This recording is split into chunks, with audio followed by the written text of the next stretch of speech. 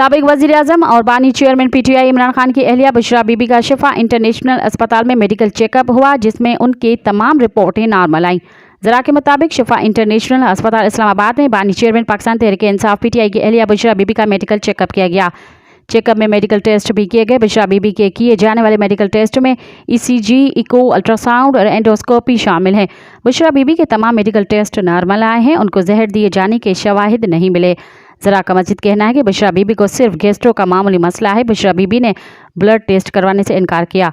तमाम मेडिकल रिपोर्टें मुकम्मल होने के बाद उनकी कॉपियां जेल सुपरिटेंडेंट पिम्स अस्पताल और शौकत खानम अस्पताल के डॉक्टर आसिम को मुहैया की जाएंगी। मज़ीद ख़बरन ऐं तफ़सीलात लाइ विज़िट कयो असांजी वेबसाइट www.awamiNewsHD.com ऐं ॾिसंदा रहो अवामी न्यूज़ HD।